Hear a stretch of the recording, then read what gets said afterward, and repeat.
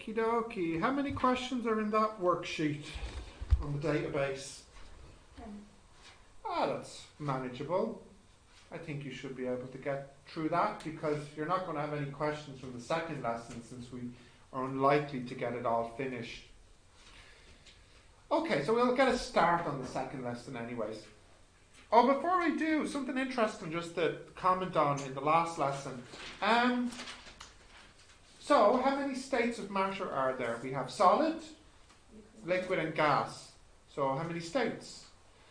We would think 3, but there's more than 3. Does anyone know? Did you say fun? No. I do like being in a state of fun. What's it called? Maybe you might know it actually. Correct, plasma. Plasma. Now, how do you get plasma? You have to heat something. Exactly, you heat it up. So first you have solid, then you have liquid, then you have gas, and then you have what's called plasma at extreme heats. Where would we see plasma? One of those plasma cutters. Huh, where? One of those plasma cutters for like cutting steel and stuff. Would they get hot enough to produce actual plasma state? I think that they cut with plasma. Yeah, okay, cool. What about something in the solar system? I think you said. Stars. Stars aren't... Okay, I know we say stars are gas, but they're not really gas because they're so hot they become something called plasma, which isn't quite the same as a gas. Okay, it's you know, when you picture the sun, you don't really picture a gas like like hydrogen or helium, right? You kind of in your mind picture, oh, it's a gas, but it's also kind of a liquid, and it behaves differently to a liquid or a gas. It's some other state. Do you get what I'm saying? Yeah. Like the sun does things that you don't see a gas normally do. Like, for example, you'd have these streaks that come out of it. These eruptions, yeah. You don't really get this with a gas. So it's almost like it has a structure, but it doesn't quite, because it's still, you know, it can change its shape. So that's interesting. So you might think there's 4 states: solid, liquid and gas, and plasma. But plasma actually has different levels. I think there's like, let me see, 1, 2, 3. There's like 3 different types of plasma. Okay, so already we have now 6 stages. You have like a solid, liquid, gas, a sort of low plasma state, a medium plasma state, and even hotter plasma state. So then you might be thinking, all right, well that's it. Then there's 6 states: solid, liquid, gas, low, medium, high plasma. Like, oh no, there's one more state. There's a 7th state. And does anyone know where that one is on the temperature scale? Solid, liquid, gas, low plasma, medium plasma, high plasma. There's a 7th state. Ultra plasma? Yeah. Yeah, there's a state 7 which is right before ice. So there's a state that's so cold it's before solid. And you might be saying, what the heck does that look like? You cool something down to the state it's in before it's a solid. Does anyone know the name of this state? It's like a pre-solid state, if you can believe that. Anyone? So you've probably not heard of this before. It's called Bose-Einstein Condensate. It's the state a material is in before it's warm enough to be a solid. What type of temperature are we talking about? About 0.15 Kelvin.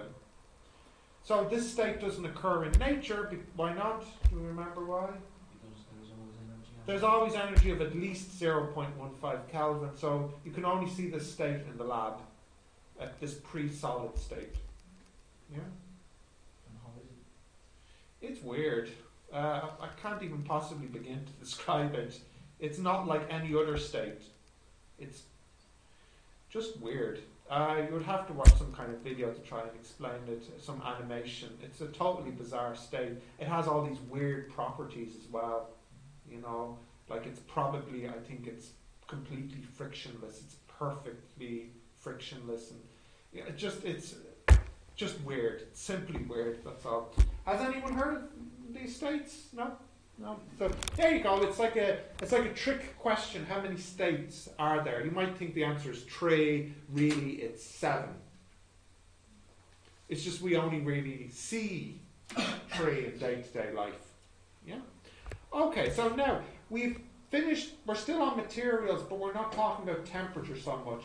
We're talking more about the behavior of materials and Hooke's law. Can you see that? Okay. Yeah, Hooke's law. Has anybody heard of Hooke before? Hooke's law? Yes. It's a pirate.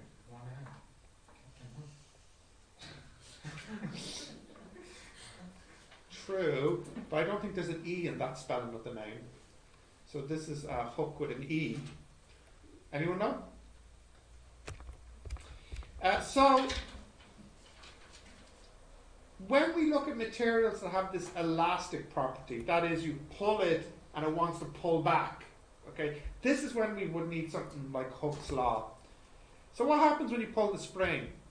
Well, it pulls back. It tries to return to its original length. Yeah? And Hooke discovered a law that describes this behavior. Hooke said that when a force F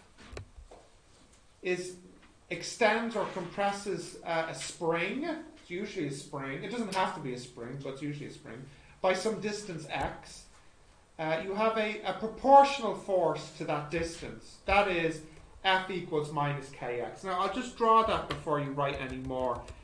So if you have a spring, and you're pulling it with some force F, and you're looking at this distance here, x, you'll discover that the force you need will be proportional to the x. Or another way to think about it, which is how I'm thinking about here, if you have a spring, here it is at rest, and then you pull it past its rest length a distance here, x, the spring will pull back with a force F in the opposite direction, obviously. But the size of this F is proportional to the x. In other words, if you were to make this x twice as big, then the spring would pull back with twice the force. And Hooke represented this in a formula minus kx. And the reason for the minus is because if the x is going this way, then the spring is pulling you back opposite. And the minus k is called a stiffness or a spring constant. It's a constant. It's called its stiffness, and this formula only really works when x is small. So you would need at least Hooke's formula here. You don't have to write the whole definition. What you could do in the exam is write the formula and explain each of the 3 letters.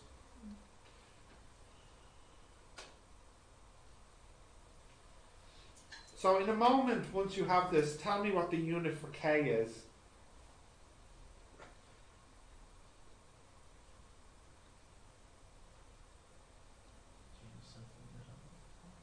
What is it? No, try again. Newtons per meter. Yeah, that's the K. I think this law is fairly obvious. If you start doubling your extension, you start to double the restoring force. Does it also work if you push? Yeah, that's why I use the word compress. Compressing. Yeah. Extend or compress. Is this okay? Yeah, Harry, it's okay? Yeah. Continue? Or do you need to write more? Yeah? Okay, so some definitions. Natural length. What's the natural length, do you think? I think you can work this out. rest. Yeah. The length at rest. The original length. Yeah, yeah. The natural length L of a material is the length at which the material tends to return to. Or, another way to say it is it's the length before any extending force is applied. That is the length it wants to be at. Now, I've given you 3 definitions there. I think the first one is the best one.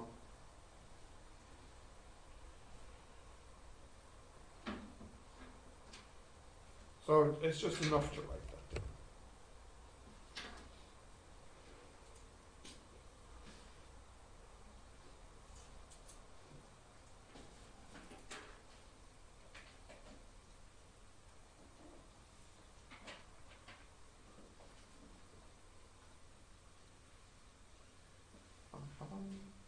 Got that?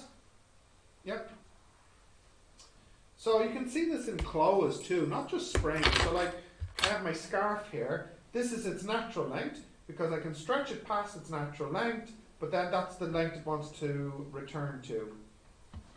It's not just springs, it's any elastic material. Like I have this on for cycling, so this is a better example. This is the natural length, and then I've got some extension here. What my extension maybe is 1 centimetre. So how much force will I need if I want 2 centimetres? Double. 4 centimetres. 4 times. Okay, how far can I push this now? I won't push it too far. So that's the natural length. Okay. Right. The extension. What do I mean when I say the word extension? The increase from the natural length, isn't it? It's the length the material is extended beyond its natural length, past its natural length.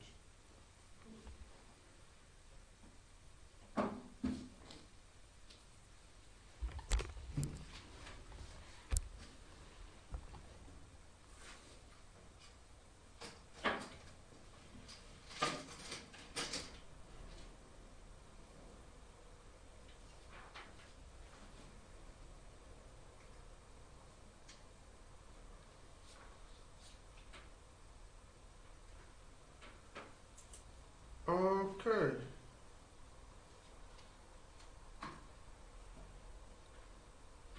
Got that? You got that? No. Do you not drink that water during the day? I do. Okay, you haven't made much progress on it. Yeah. I'm just noticing, it's still full. Because I need a bit of a toilet. So you'll make your life more difficult if you continue to consume. Exactly. Yes. Alright, continue. Yep. It's the X. Okay, what does this graph represent? I'm sorry it's so small, I can draw it again over here.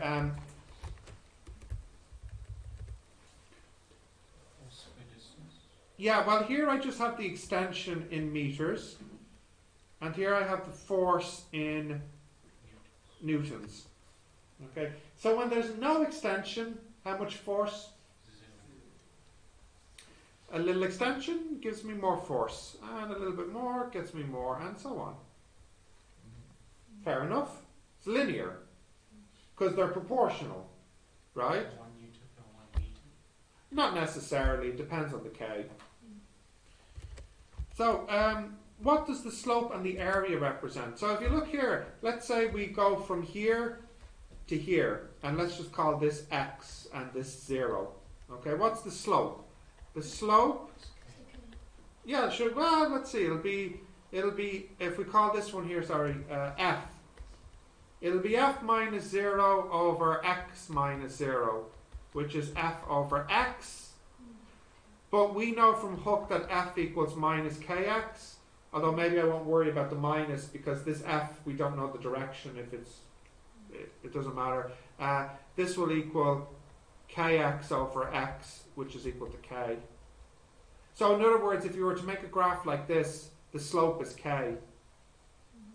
Now the F is positive here, because the experiment is usually something like this. You have a spring, and you have, oh, what the heck's it called? The thing that measures the force when you pull.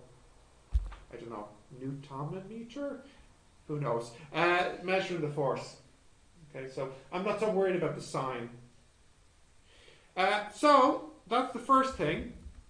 The slope measures the K. But a little bit more difficult now is what might the area represent?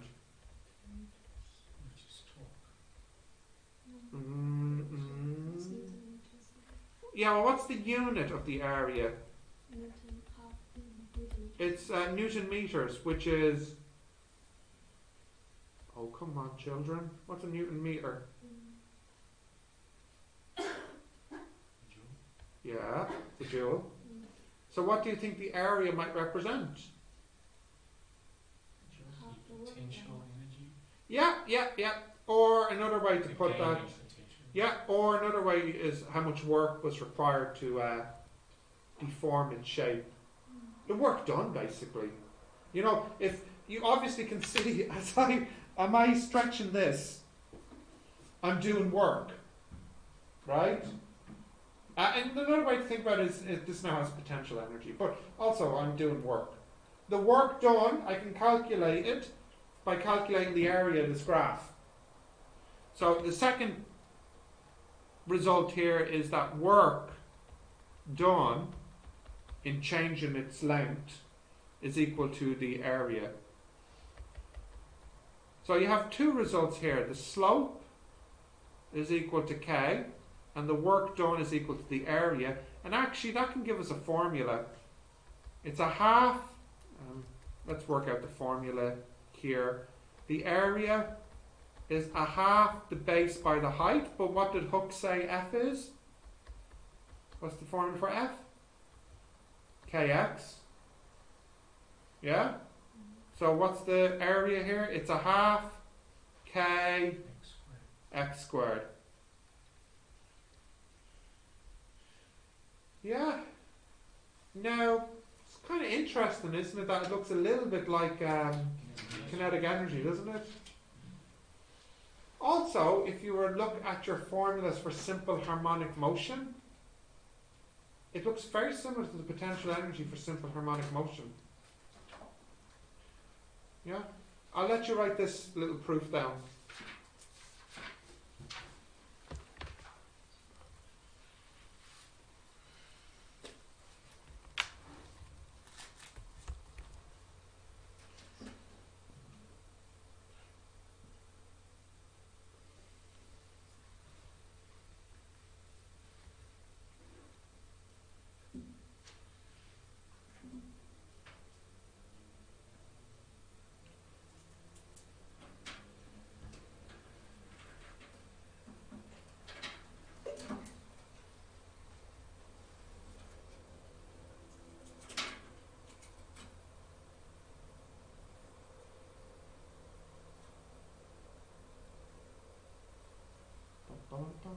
Okay.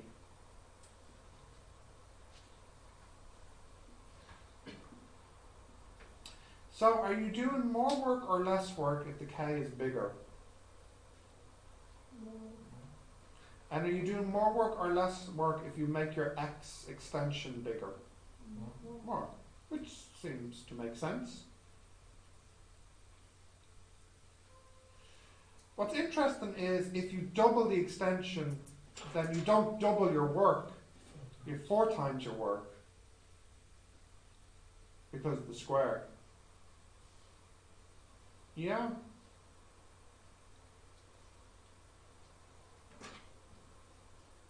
How are we doing here? We're hanging in there? Continue? Do you need a minute, Dorian?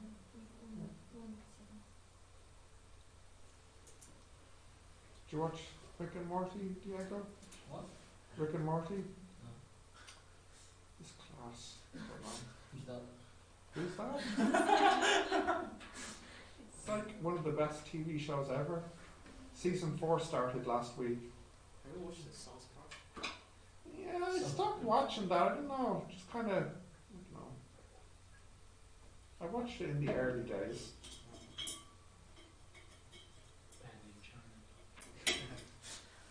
Isn't it? Yeah, it's found in China. You got this? Yep. Okay. Now, you want to ask me something, or are you? No. Why is the area? Yeah. Because isn't the area like half Sure. X? Yeah. And why isn't the look double? Isn't it double? Maybe I'm thinking before. I don't know what you're asking me. What's your question?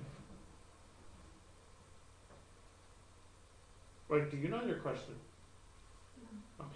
I'm sorry. Think about it. Think about it. If you have it, ask. So, the energy stored in a spring by extending it a distance x, we have proved it is given by the formula half kx squared. And as you put it, Zach, this is a potential energy too. Yeah? Alright. But all of this is ideal. And what I mean by this is in real life this doesn't happen. So, this graph here is more realistic. What happens is, as you extend it, you get a force. And it's, actually, do you know what, I'll draw this here again.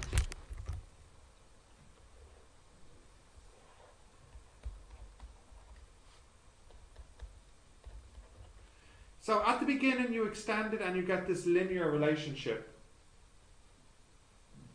Okay. Now I don't know if you can get what I'm saying here, but at some point, if you extend this, no, don't worry, you'll be fine. At some point, if you extend this so much, it kind of, it like loses some stretchiness, and it doesn't quite snap back like it used to. Do you ever see that with clothes or with springs? Small springs, you can overstretch it, and then it doesn't seem to go back. So what's happening is at some point you get it starts to level off nearly. It doesn't behave as elastic as before, and then maybe it could snap or break or whatever, you know. Like if you think about this material, is this elastic? No. So it doesn't really matter how much you extend it. You kind of get a constant force, like a reaction force. It's not really so dependent on the x. And anyway, you can't really stretch it at all. You know. So this graph here is more realistic, and the graph has 3 features you need to write in the exam. So this is another graph they could ask you to draw in the exam. Okay, and what they want to see is first, you have a linear, it's a straight line, okay, and then second, you have a curve after. So it kind of curves here. Do you understand? Yeah.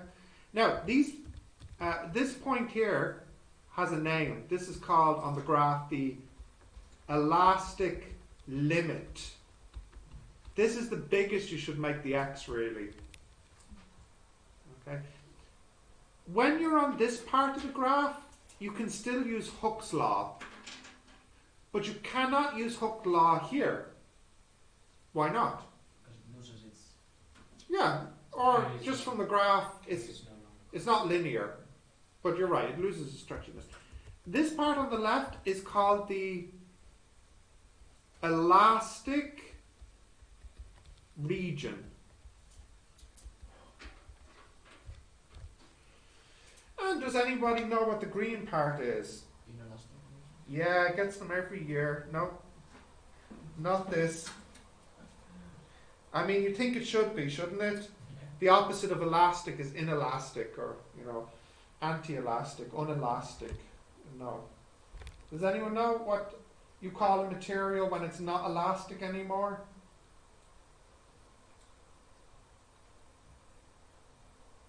And there it is. What did you say? Any? No? No guesses? No guesses? When something is not elastic, it is said to be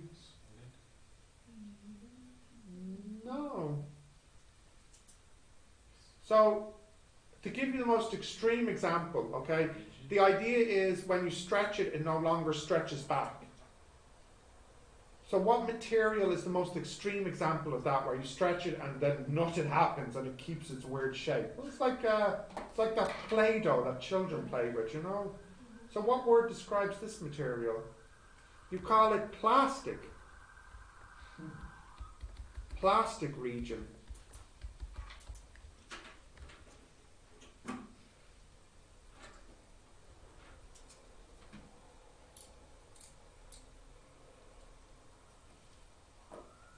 So let's look at some things in this room. So your clothing, elastic or plastic? Well, yeah, it can depend on the clothing, but mostly elastic. Like for me, my sweater here, like here, this is elastic, but not much, you know. My helmet is probably elastic, but a very elastic, I would say, with a very high value of K. So like it requires a lot of energy to make a small extension, you know. Is there anything in the room that might be plastic? Oh, perfect.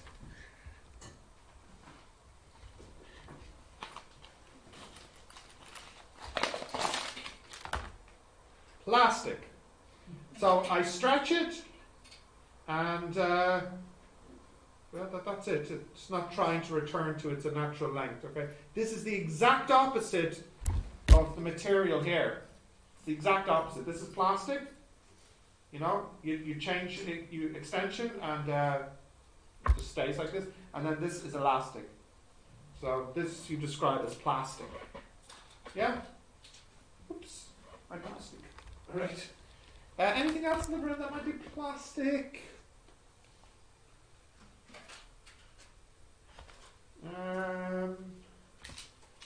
Probably parts of your body, like maybe your brain. I have a feeling that if I stretched your brain, it probably wouldn't snap back into shape. I don't know. What do you think? It feels like it should be gooey. What do you think? Shall we find out? Anything else? What? Say again? Bones, I would say bones are elastic with a very large K value. Yeah. Alright, well, let me see. Yeah. Okay, so elastic we talked about and plastic we talked about. An elastic limit. Did I mark that? I did, yeah. Okay, so do you have this graph drawn? They sometimes ask you for this in the exam. Once you copy this graph down, we'll finish there. We'll continue next time. Please try to do those database questions at home. Okay. Close.